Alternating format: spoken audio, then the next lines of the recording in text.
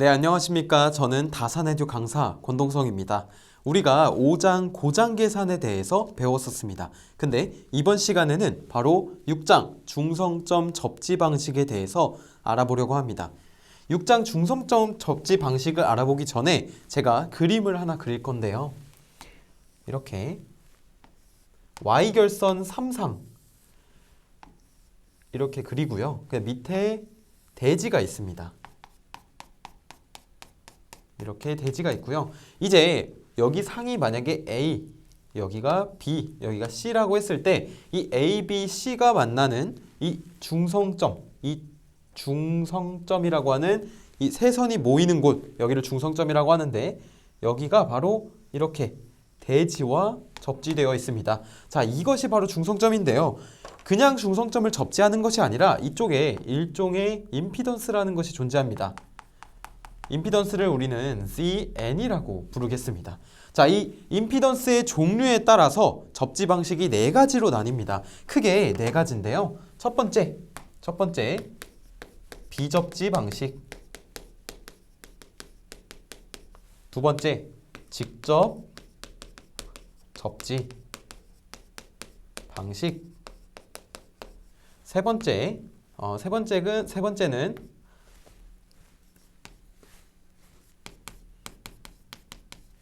다시 쓸게요. 저항 접지 방식.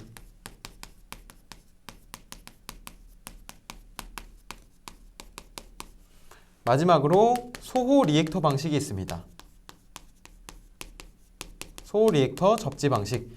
이 소호 리액터 접지 방식은요, 바로 여기 PC 접지라고도 부르는데, 우리가 이제 시험 문제를 푸실 때 PC라는 말이 있으면 이것은 소호 리액터 접지 방식이구나 라고 아시면 되는 겁니다. 자, 이거 이제 접지 방식별로 임피던스 GN이 어떻게 분류되냐면요, 먼저 비접지는 접지를 안 한 겁니다. 그러면 이 임피던스는 무한대로 봐도 되겠죠. 이게 무한대면은 전류가 안 흐른다, 결국 비접지, 접지를 안 했다라는 뜻이니까요. 직접 접지 같은 경우는 그냥 말 그대로 직접 접지한 겁니다. 대지와. 그렇게 되면은 바로 연결되는 거니까 임피던스가 0에 거의 가깝습니다. 0. 저항 접지는 이 임피던스를 저항으로 쓰는 거죠. 저항. R로 쓰는 겁니다. 그 다음에 소호 리액터 접지는요, 이쪽에 소호 리액터를 사용해서 J, 오메가 L, 결국 유도 리액턴스, 코일을 사용한 그러한 접지 방식이 되겠습니다. 자, 그러면 이렇게 접지 방식이 네 가지가 있는데 이제 우리가 하나하나 알아볼 겁니다. 그 전에 목적에 대해서 알아봐야겠죠. 도대체 이 중성점 접지는 왜 하느냐? 우리 목적에 대해서 알아보겠습니다. 목적 첫 번째로 만약에 여기서 전기 사고 중 제일 흔한 사고가 뭐라고 했었죠? 바로 일선 지락 사고였습니다. 일선 지락 사고. 자, 이렇게 C상에서 대지와 일선 지락이 발생했다고 해보겠습니다. 일선 지락. 전기 사고의 70에서 80% 이상을 차지한다고 했었죠. 이런 사고가 발생했을 때 여기에 지락 전류가 흐릅니다. IG라고 적었죠. 그쵸? 지락 전류가 흐르는데 이 지락 전류가 우리 눈에는 보이지 않지만, 여기 옆에 흰색으로 하나만 더 적을게요. 우리 눈에는 보이지 않지만 이렇게 A상에서부터 대지 간의 정전 용량, B상에서부터 대지 간의 정전 용량, C상에서부터 대지 간의 정전 용량이 존재합니다. 그렇죠. 그러면 이 지락 전류라는 것은 이 접지 이쪽으로도 흐르고, 그 다음에 커패시터를 통해서 이 선로로 공급이 됩니다. 그런데 이 커패시터에 흐르는 전류는 뭐였죠? 바로 진상전류. 진상전류는 전압보다 전류의 위상이 90도 앞선 전류잖아요. 그래서 이렇게 흐르는 사고, 이렇게 되면은 이제 만약에 여기 C상에서 사고가 발생한 거면은 이 BA는 우리가 사고가 안 난 상이라고 해서 이 두 개는 건전상이라고 부릅니다. A상, B상은 건전상, 사고가 일어나지 않은 상. 자, 그러면은 이 일선 지락 사고가 충전 용량, 커패시터를 통해서 선로로 들어가서 이 선로의 전압을 높이는, 즉 건전상의 대지 전유가 상승하는 악효과를 가져옵니다. 따라서 이 중성점을 접지하는 목적은요, 첫 번째, 일선 지락 사고 시 건전상의 대지 전위를 저감 이렇게 낮춘다 라고 생각하시면 되겠습니다. 두 번째는요. 두 번째는 보호 계정기 동작을 확실하게 한다. 세 번째는요. 바로 송전선로 및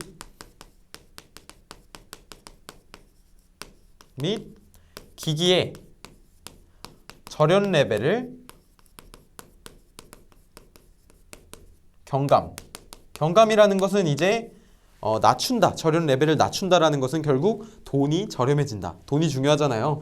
이 절연 레벨을 낮출수록 그거에 들어가는 돈이 줄어든다. 이 뜻입니다. 네 번째 목적은 이상전압이 발생했을 때, 이상전압이라고 한 거는 우리가 뭐가 있을까요? 바로 뇌우, 즉 벼락이 떨어졌을 때 이쪽에 이상전압이 발생할 때 여기 중성점을 접지한 것을 통해서 대지로 방전시키는 결국 네 번째 목적은 이상전압의 발생 억제 및 이상전압의 상승 억제라고 할게요. 상승 억제 및 경감이라고 적을 수 있겠습니다. 그 다음에 마지막으로요. 이제 나중에 소호 리액터 접지에 대해서 배울 텐데 소호 리액터 접지의 경우에서 지락전류, 소멸, 소호 리액터 접지를 통해 이 지락전류, 이 매우 큰 전류를 0에 가깝게 만드는 그러한 접지를 하는 이렇게 목적을 총 5개로 나눌 수 있겠습니다. 이거는 목적 같은 거는 꼭 암기를 하시거나 아니면 노트 필기 해주세요. 그러면 우리는 첫 번째 비접지 방식부터 알아보겠습니다. 비접지 방식은요, 우리가 델타 회로를 사용해야 합니다. 삼상 델타 회로 그림을 먼저 그려볼게요. 자, 이렇게 삼각형 델타죠. 이렇게 그 다음에 밑에 여기가 A상, 여기가 B상, 여기 C상이고요. 이 밑에 쭉 해서 대지가 있습니다. 대지가 있고 여기도 마찬가지로 우리 눈에는 보이지 않지만 선로와 대지 사이에 이렇게 정전 용량이라는 것이 존재합니다. 그쵸? 이렇게. 자, 이 상태에서 우리가 지락 사고가 발생했다고 해볼게요. 일선 지락 사고. 이렇게 똑같이 일선 지락 사고가 발생했습니다. 그러면 지락전류 IG라는 게 흐르겠죠. 맞습니까? 근데 만약에 중성점이 접지되어 있다면 이 지락전류가 이쪽에도 흐르고 이쪽에도 흐를 텐데 지금은 비접지 상태니까 이쪽으로 갈 수 없습니다. 따라서 이 충전 용량, 즉 커패시터 쪽만 흐르겠죠. 이렇게 흐르게 되면 이 커패시터에 흐르는 전류는 진상 전류이기 때문에 사고가 나지 않은 상, 아까 뭐라고 했었죠? 건전상의 전위는 상승할 수밖에 없습니다. 상승할 수밖에. 자, 그 장점과 단점을 한번 알아볼게요. 이거 굉장히 중요합니다. 비접지 방식에서 이런 비접지를 했을 때 장점이 있고 단점이 있는데 이거 꼭 암기해 주셔야 됩니다. 첫 번째 장점 적을게요. 장점. 첫 번째는 지락전류 IG가 대지로 딱 떨어졌는데 여기서 자연적으로 소멸될 수도 있습니다. 소멸될 수도 있는 거예요. 지락전류 IG가 자연적으로 소멸될 수 있다. 지락 사고가 발생했을 때 자연적으로 소멸될 수 있다. 그런데 그렇지 않을 수도 있겠죠. 이 말은 무엇이냐면요. 이 말은 지락 사고가 발생해도 송전을 계속할 수 있다. 계속할 수도 있다라고 해야겠네요. 이것이 첫 번째 장점이고요. 두 번째는 바로 여기 보시면은 사실 여기에 이렇게 하나, 둘, 셋 이렇게 해서 변압기 즉 리액턴스가 있습니다. 따라서 이 변압기 한 대가 고장이 나면요 나머지 세 대 중 그러니까 세 대 중 한 대가 고장 나면 두 대가 남잖아요. 그쵸? 그럼 그 두 대로 V 결선을 통해 삼상 전력을 공급할 수 있습니다. 원래는 세 개인데 예를 들어 이게 Y 결선이라 그러면 한 대가 고장 나면은 전력 공급이 불가능합니다. 하지만 델타 결선에서는요 이것이 한 대가 고장 나면 이 두 대 가지고 V 결선을 함과 동시에 삼상 전력을 정상적으로 공급할 수 있는 것이죠. 결국 변압기 한 대 고장 시 나머지 두 대로 V결선이 가능해 전력 공급을 원활하게 할 수 있다. 자, 또 있습니다. 또 여기에 고주파 있잖아요. 제3고주파. 제3고주파가 선로에 나타나지 않는다. 왜냐하면 이 델타 결선의 특징이죠. 델타 결선의 특징. 자, 제3고주파가 이렇게 델타 결선 내를 순환하기 때문에 이것이 A, B, C 선로에 나타나지 않게 되는 것이죠. 자, 이것이 장점이 되겠고요. 단점으로는 밑에다 적을까요? 단점 세 가지가 있는데요. 첫 번째는 일선 지락 사고 시 건전상 A, B 건전상 대지전이가 상승합니다. 상승. 근데 이것이 이론적으로는 루트 3배이지만 실제로 최대 6배까지 상승할 수 있습니다. 이게 가장 큰 델타 결선의 비접지 방식의 단점이고요. 두 번째는 지락 사고 시에 이 이상 전압이 발생합니다. 여기에 아무래도 큰 전류가 흐르다 보니까 이 이상 전압이라는 것이 발생하는데 이상 전압이 높아지면 높아질수록 여기에 정해져 있는 절연 정도가 정해져 있을 거 아니에요. 그런데 전압이 높아져서 그 절연이 파괴됩니다. 그러면 절연이 파괴됨에 따라서 2차 사고로 번질 수도 있죠. 따라서 지락 사고 시 절연 파괴로 인해 2차 사고 발생 가능. 2차 사고 발생 가능. 세 번째는 여기가 아까 전에 이제 절연 파괴에 의해서 2차 사고가 발생할 수 있다 했는데 결국 그러지 않기 위해서는 이 절연 강도가 높아져야겠습니다. 따라서 선로 및 기기의 절연 강도 증대. 절연 강도 증대가 필요하다는 거죠. 결국 이것은 무엇이냐? 바로 비용이 많이 들어간다. 비용이 올라간다. 비싸진다. 이런 뜻이 되겠습니다. 자, 이렇게 장점 그리고 단점에 대해서 알아봤습니다. 이게 무슨 장점 단점이죠? 바로 비접지 방식의 장점 단점이에요. 그러면 이어서 직접 접지라는 것에 대해서도 한번 알아보겠습니다. 직접 접지. 직접 접지는 2번으로 쓸게요. 2번. 자, 이렇게 직접 접지 방식. 자, 직접 접지는 중성점이 직접 땅으로 대지에 접지되어 있는 그런 접지 방식을 말하는데요.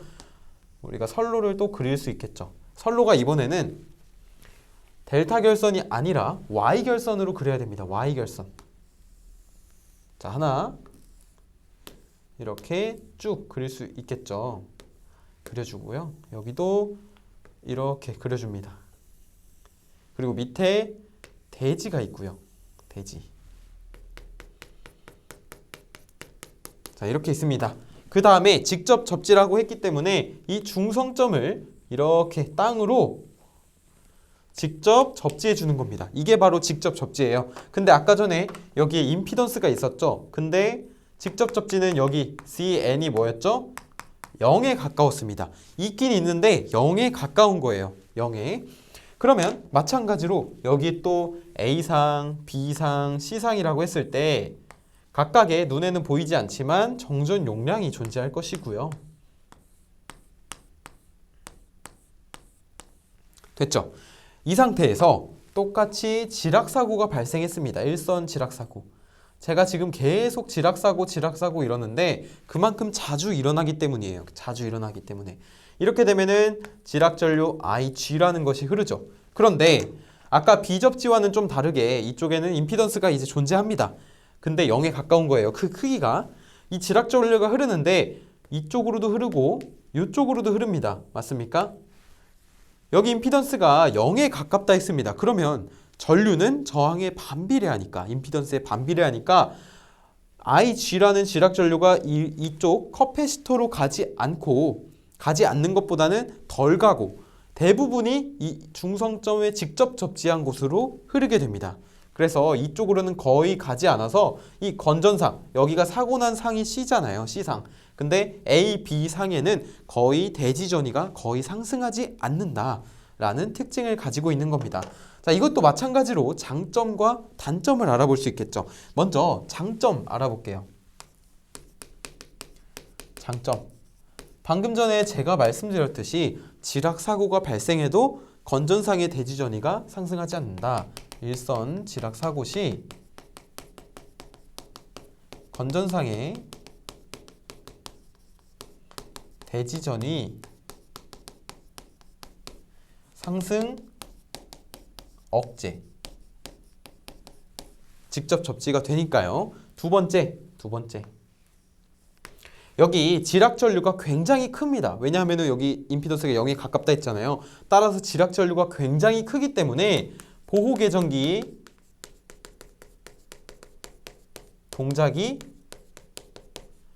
확실합니다. 왜냐하면 지락전류를 알아볼 수 있기 때문에 지락전류가 크니까 여기 사고가 났네 바로 판단할 수 있는 것이죠.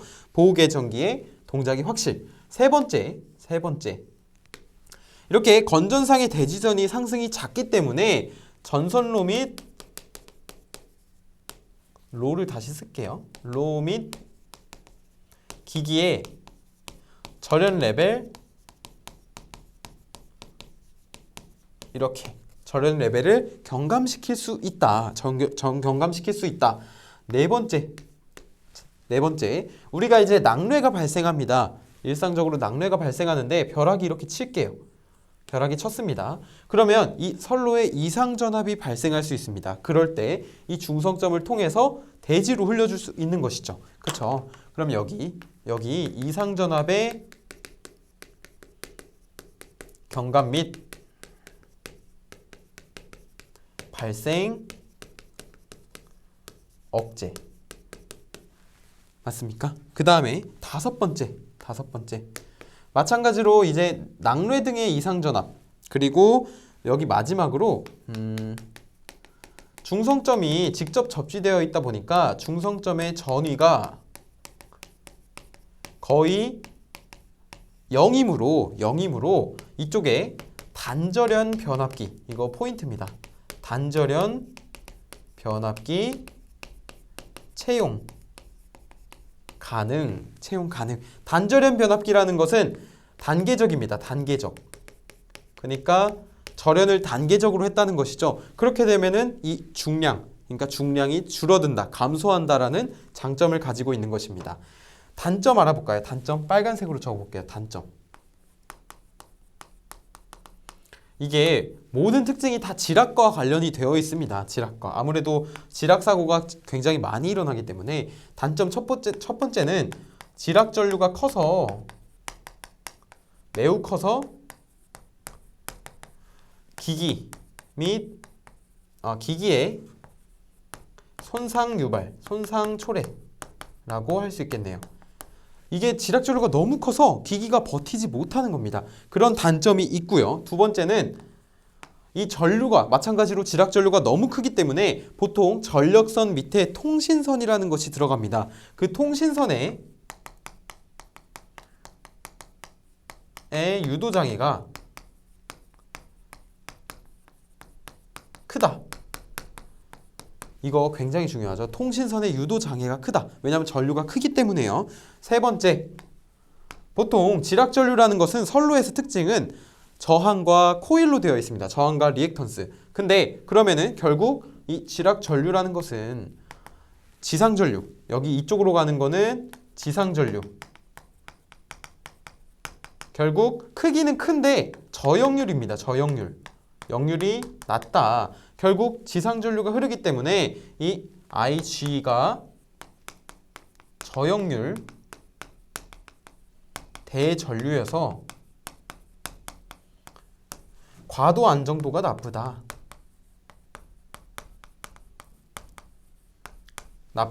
나쁘다는 이렇게 표시하는 게 낫겠네요. 과도 안정도라는 것은 고장이나 사고가 발생했을 때 송전을 계속할 수 있는 능력을 과도 안정도라고 하는데 그것이 나쁘다라고 할 수 있겠습니다. 자, 이것도 이렇게 장점 5가지 그리고 단점 3가지에 대해서 알아봤습니다. 자, 이제 여기까지 적었고요. 지우고 이제 3번째 저항 접지 방식을 한번 알아보겠습니다. 한번 저항 접지. 자, 저항 접지는 아까 뭐였죠? 임피던스 대신에 저항을 넣은 거죠. 임피던스로 저항을. 마찬가지로 Y결선을 그리는 겁니다. Y결선. 이렇게 똑같이 Y결선 그리고 이쪽에는 대지가 있겠죠. 그 다음에 제가 빨간색으로 표시를 해볼게요. 중성점에 대지와 접속되어 있는 이 부분의 임피던스가 이렇게 저항으로 있는 겁니다. 저항으로요. 이렇게 R이라고 적을 수 있겠네요. 마찬가지로 A상, B상, C상이고 똑같이 정전 용량이라는 것이 존재합니다. 자, 그러면 왜 저항 접지의 이 임피던스에 저항을 사용할까요? 왜냐면은요, 이렇게 만약에 지락 사고가 발생했을 때 이 지락 전류의 크기를 이 저항에 가변 저항을 넣음으로써 지락 전류의 크기를 제한하는 그러한 효과죠. 결국 이 목적은 지락 전류 IG의 크기를 제한한다. 제한하는 것에 대해 목적을 가지고 있는 것이죠. 이 특징을 또 한 가지 적어보면요. 이 R값이 있잖아요. R값이 작아지면 전류가 커지고 R값이 커지면 전류가 작아지겠죠. 근데 R값이 너무 작으면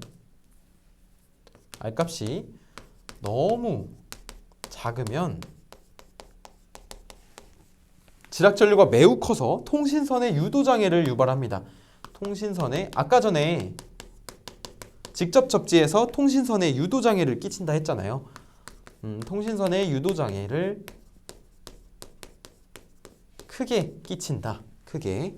그 다음에 특징은 이게 저항 접지 방식이 2가지가 있습니다. 사실은. 3번째 특징 고저항 접지. 그 다음에 저저항 접지. 고저항 접지와 저저항 접지인데 일반적으로 우리가 고저항 접지 방식을 말할 때는 10옴에서 1000옴입니다. 10옴에서 1000옴 사이. 그 다음에 이쪽 30옴 저저항 접지는 30옴 이하값을 저저항 접지라고 합니다. 그래서 우리가 다중 접지 방식을 통해서 감소가 가능합니다. 이 저항이라는 것은. 그런데 다만 비효율적이기 때문에 우리나라에서는 이런 저항 접지보다는 직접 접지 방식을 채택하고 있습니다. 저항 접지 방식은 이 정도로만 알고 계셔도 됩니다. 딱히 장점 단점은 없고요. 이제 그냥 특징 정도만 알고 계셔도 충분히 문제를 푸시는 데는 문제가 없을 것입니다. 자, 4번째 좀 중요한 거 나옵니다. 이제 소호 리액터 접지.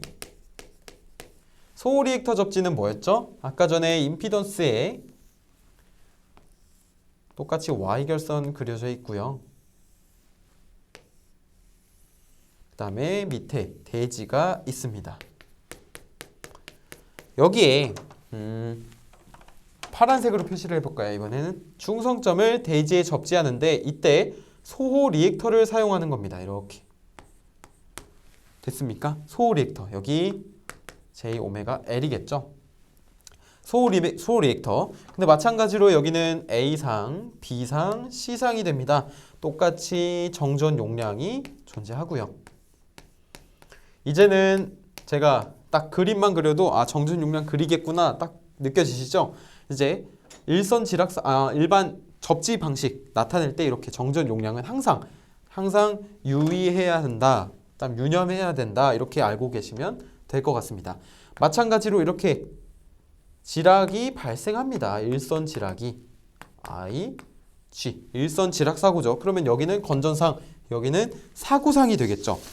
소호 리액터 접지 방식은 우리가 PC 접지라고도 했는데 보통 지락 전류가 이렇게 흐르면요, 이쪽에도 흐르고 이쪽에도 흐릅니다. 그런데 우리가 저번 시간에 이제 IG라는 것은 임피던스 분의 전압 대지 전위라고 했습니다. 맞습니까? 근데 여기 보시면 이쪽이 분기점이 되겠죠. 나눠지는 분기점. IG라는 것은 왼쪽 더하기 오른쪽입니다. 근데 왼쪽은 아까 뭐라고 했죠? 저역률 대전류니까 여기가 유도 리액턴스, 리액터잖아요. 유도 리액턴스. XL분의 E 플러스 이쪽은 XC분의 E가 됩니다. 맞습니까? E. 그래서 이것을 다시 적게 되면요, J 오메가 L분의 E가 되고요. 여기는 J 오메가 CE가 됩니다. 맞습니까? 지금 커피시터가 3개 있잖아요. 3상이니까 J 오메가 3, J3 오메가 C2가 됩니다. 자, 됐죠? 그 다음에 이제 2로 한번 묶어볼게요. 2로 한번 묶어보겠습니다. J2로 묶어볼게요. J2로 묶게 되면은 여기 분모에 J가 있잖아요. 그러면은 우리가 묶으려면은 양변에 이렇게, 양변이 아니라 분모 분자에 J분의 J를 곱해줬다고 해볼게요. 그러면 이거 사실 1이니까 곱 하나 많아져. 이렇게 곱해주게 되면 J와 J가 만나서 부호는 마이너스가 되고요. 그 다음에 분자는 J가 있네요. 이거 먼저 써볼까요? 그러면 이거 써보면 3 오메가 C 되죠? 2는 빼고 J도 빼고 빼기, 여기서 아까 묶었죠? 마이너스 J, J는 여기 있고 마이너스 오메가 L 이렇게 되겠네요. 오메가 L분의 1이죠? 오메가 L분의 1. 자, 이거 헷갈리시면 안 됩니다. 오메가 L분의 1.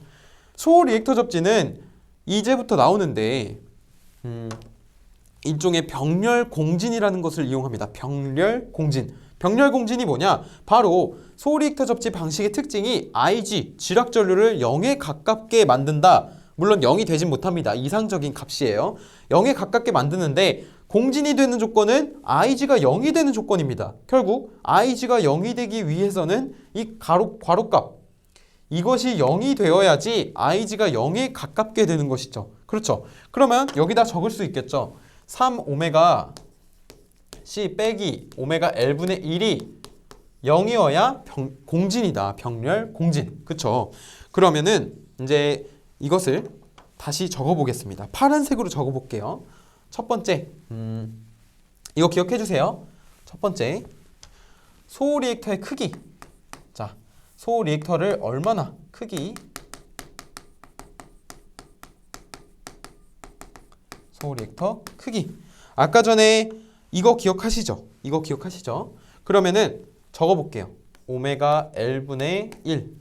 이거 는 0이라고 할 거예요. 그러면 여기가 3 오메가 C가 되죠. 그쵸?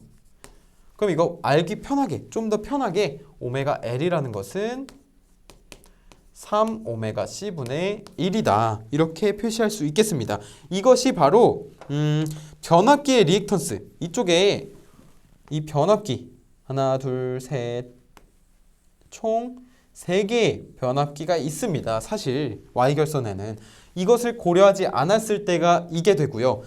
이것을 고려하게 되면 이쪽에 리액턴스 XT라고 해보겠습니다.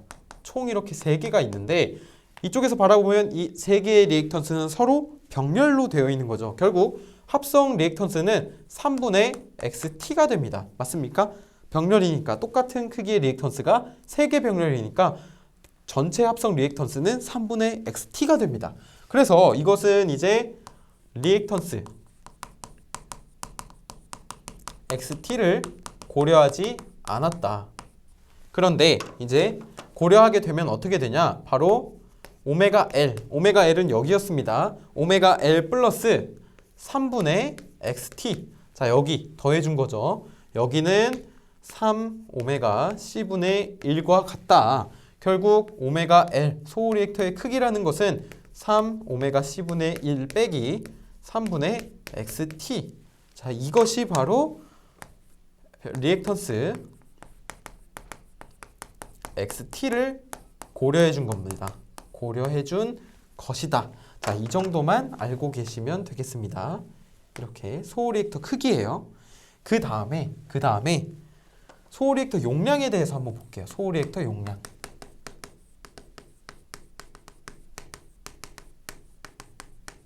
크기와 용량은 조금 다릅니다. 헷갈리시면 안 돼요. 크기, 용량. 용량은요, 크게 막 알아야 할 건 없습니다. 복잡하지 않아요. 여기에 충전 용량 QC라는 것이 존재합니다. 커패시터는 전하를 축적하는 것이기 때문에 충전하는 용량 QC라는 것이 존재하는데, 우리가 이거는 예전에 알았듯이 QC라는 것은 2파이 F CV 제곱입니다. 그쵸? 2파이 F는 오메가예요. 오메가. V는 선간전압이고요. C는 정전 용량이 되겠죠. 결국 QC는 2파이 FC 제곱인데, 이것을 우리가 WR이라고 했을 때 WR은 이 충전 용량 QC와 같아야 합니다. 그래야지 소호 리액터 크기와 이 충전 용량이 같아야지 서로 상쇄되기 때문이죠. QC는 결국 2파이 FC 제곱이다. 이것만 알고 계시면 되겠습니다. 소호 리액터 용량은 이거예요. 이거.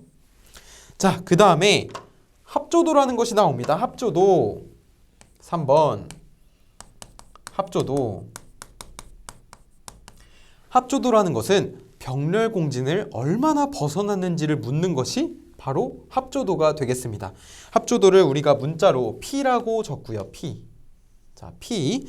근데 이 C값이라는 게요, 여기 A상의 대지 C값, 그리고 B상 대지 C값, C상 대지 C값은 언제든지 변화가 가능합니다. 셋 다 일정한 것이 아니에요. 언제든지 변화가 가능한데, 그렇기 때문에 이 오메가 L, 여기 소호 리액터에 일종의 탭을 냅니다. 탭. 하나, 둘, 셋, 뭐 이런 식으로 탭을 내어서 이거 변화에 대응해서 소호 리액터에 그 조절을 할 수 있는 그러한 역할을 하는데요. 그 합조도, 그러니까 병렬 공진을 벗어나는 정도 합조도를 계산을 해야 됩니다. 합조도 P라는 것은 우리가 공식부터 적어보면 이렇게 곱하기 100%. 자, 여기 제가 IC라고 적은 것은요, 여기 커패시터에 흐르는 전류 IC를 말한 겁니다. 그 다음에 IL은요, IL은 이쪽에 흐르는 전류, 소호 리액터에 흐르는 전류가 IL이 되겠죠. 결국 합조도라는 것은 진상 전류, 그러니까 커패시터 전류에 대해서 전류의 차를 계산한 것과 같은 것입니다. 자, 이것을 다시 적어볼게요. 아까 전에 소호 리액터에 흐르는 전류 어떻게 구했었죠? 바로 오메가 L분의 2로 구했습니다. 맞습니까? 그쵸? 빼기 이거 3 오메가 C분의 2가 됐죠. 그쵸? 아, 이거는 용량 리액턴스니까요. 역수를 취해줘야겠네요. 3 오메가 C2 됐습니까? 그 다음에 마찬가지로 밑에도 3 오메가 C2가 됩니다. 여기에 100을 곱한 것과 같은 거예요. 그런데 지금 분모 분자에 2가 있으니까 다 지워보겠습니다. 그러면 이 합조도가 0이라는 것은 병렬 공진이라는 뜻인데요. 결국 P가 0이 되기 위해서는 이 분자가 0이 되면 0이겠죠. 그러면 이 분자만 따로 빼서 우리가 조건을 설정해 줄 수 있는 겁니다. 조건 설명하면요. 첫 번째, P가 0보다 크다. 0이 병렬 공진인데 병렬 조건보다 0보다 크다. 이러면은 우리는 이제 과보상 되었다라고 하는 것이고요. 과보상. 자, 이거 조건은 어떻게 구하냐면요. 분자에 있는 오메가 L분의 1 빼기 3 오메가 C가 0보다 크다. 결국 오메가 L이라는 것은 오메가 L은 3 오메가 C 분의 1. 부등호 꼭 기억해 주세요. 부등호. 이렇게. 소리액터 용 크기는 이 3오메가 C분의 1보다 작아야 된다. 그래야지 과보상의 합조도가 일어난다. 이게 되는 것입니다. 자, 그 다음에 두 번째로 P는 0이다. 그러면 이거는 병렬공진이죠. 병렬공진. 병렬공진은 여기 이 값이 같다고 생각하시면 됩니다. 결국 오메가 L은 3오메가 C분의 1. 이거 아까 보셨죠? 세 번째. P가 0보다 작다. 이것은 부족보상. 부족보상이고 이 조건은 이거의 부등호를 반대로 해주면 되겠죠. 그러면 오메가 L이라는 것은 3오메가 C분의 1보다 커야 된다. 자, 이제 합조도 이렇게 세 가지를 나왔는데 자, 이 P 0보다 큰 거, 0인 거, 0보다 작은 거 각각의 이름과 이 크기 하나, 둘, 셋 이렇게만 알고 계시면 될 것 같습니다. 다시 물어볼게요. 합조도가 뭐라고요? 병렬공진을 벗어나는 정도가 바로 합조도가 되겠습니다. 합조도. 자, 그러면 조금 지우고 소리액터 접지의 특징을 알아볼게요. 특징. 자, 이거 지울게요.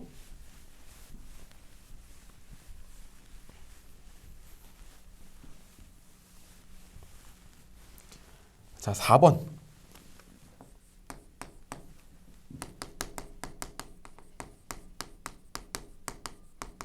특징. 리액터 접지입니다. 접지의 특징. 자, 첫 번째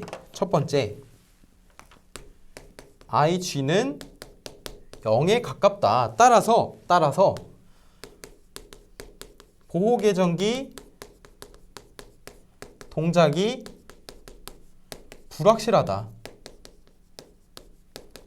왜냐하면 고장을 검출하기 위해서는 이 지락전류가 검출이 돼야 조금 더 확실하게 판단할 수 있는데요. 예를 들면 직접 접지 같이 지락전류가 큰다든지 그렇게 된다면 보호계전기 동작이 확실해서 고장을 잘 검출할 수 있는데 이것은 지락전류가 아까 0에 가깝다고 했잖아요. 따라서 고장이 일어났는지 잘 모릅니다. 결국 이것은 고장 검출이 어렵다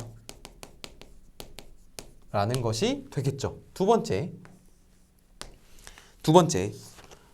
아까 지락전류가 0이기 때문에 통신선에 유도장애가 적다. 그렇죠. 지락전류가 작으니까 통신선의 유도장애도 당연히 작아지는 것입니다. 자, 세 번째는 고장이 발생하더라도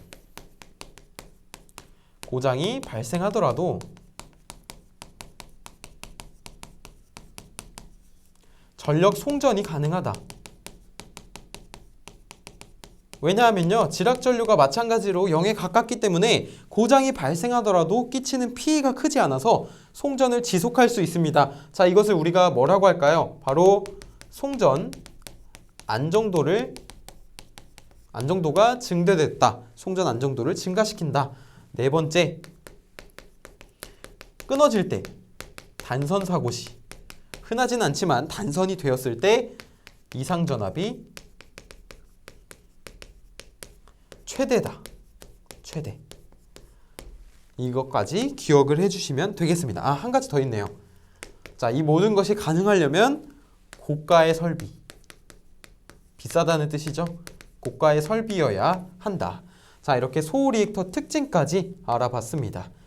자, 이 접지 방식 4가지를 알아봤는데 이제 진짜 마지막, 이번 강의의 마지막으로 아까 전에 배운 비접지, 그리고 저항 접지, 직접 접지, 소리액터 접지 4가지를 알아봤습니다. 자, 이것을 한꺼번에 비교한 표를 보여드릴 거예요. 표.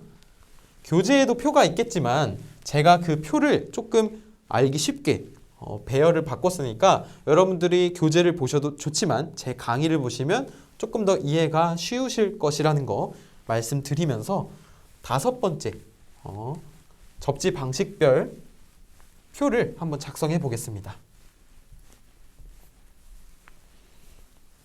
자, 이 정도로 지우고요. 이쪽에다 적을게요.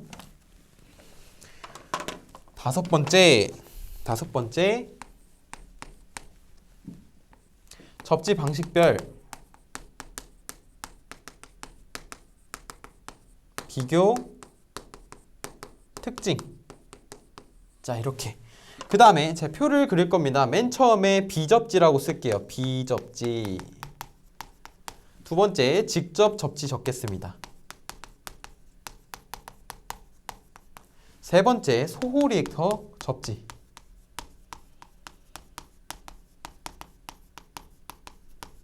자, 3개 적었습니다. 그러면 가로축부터 쭉 적어볼게요. 일선사고시 흰색으로 마찬가지로 적을까요? 흰색으로 적는 게 낫겠네요. 여기 크게 일선 지락사고 건전상 전위 됐죠? 그 다음에 고장 확대. 그 다음 절연 레벨 경감.